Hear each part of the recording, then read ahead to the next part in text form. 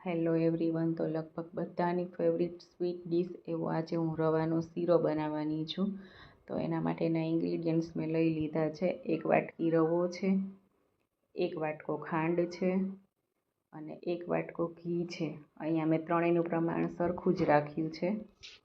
અને અહીંયા 1 વાટકો દૂધ છે અને 1 વાટકો પાણી છે અને ડ્રાય ફ્રૂટ્સ છે. તો હવે આપણે એક વાસણમાં દૂધ એડ કરવાનું છે.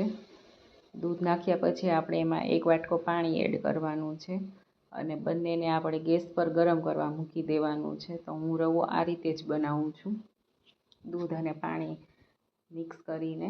તો હવે આપણે સ્ટવ ઓન કરી એના પર પેન મૂકી અને ઘી ગરમ કરવા મૂકી દેવાનું છે.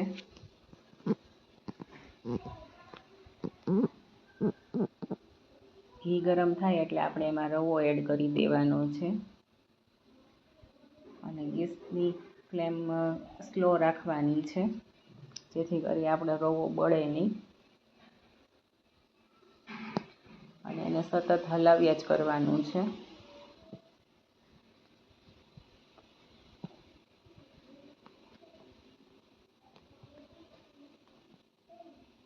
તો આપણો રવો ગોલ્ડન બ્રાઉન થઈ ગયો છે, મીન્સ કે શેકાઈ ગયો છે અને ઘી પણ છૂટું પડી ગયું છે. તો આ સ્ટેજ પર આપણે જે દૂધ અને પાણીનું મિશ્રણ ગરમ કરવા મૂકેલું હતું એ એમાં એડ કરી દેવાનું છે ધીમે ધીમે.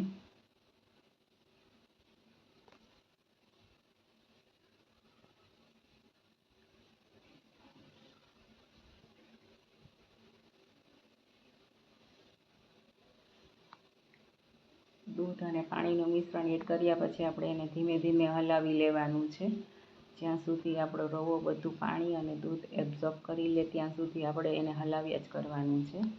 તો આપણો દૂધ અને પાણી આપણા રવાએ એબ્ઝોર્બ કરી લીધું છે. તો હવે આ સ્ટેજ પર આપણે એમાં 1 વાટકો ખાંડ એડ કરવાની છે. યાદ રાખવાનું કે દૂધ અને પાણી બળી જાય પછી જ આપણે ખાંડ એડ કરવાની છે.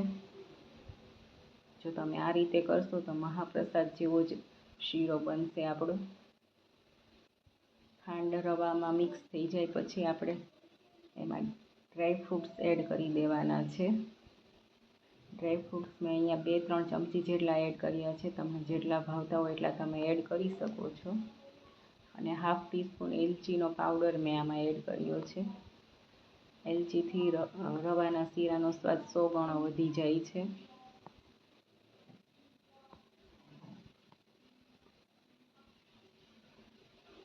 તમે જોઈ શકો છો આપણો રવો રેડી થઈ ગયો છે. જો તમે આ રીતે બનાવશો તો તમારો રવાનો શીરો 100% મહાપ્રસાદ જેવો જ બનશે. તો તમે જોઈ શકો છો, જોઈને જ ખાવાનું મન થઈ જાય એવો આપણો રવો તૈયાર થઈ ગયો છે.